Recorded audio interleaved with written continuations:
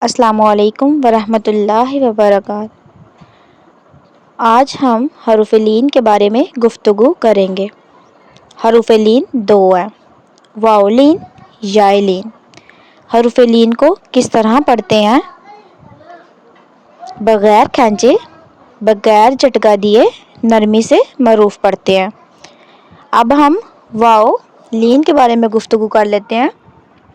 اگر واو ساکن سے پہلے زبر آ جائے تو اسے واو لین کہتے ہیں۔ مثال کے طور پر با، واو، زبر باؤ۔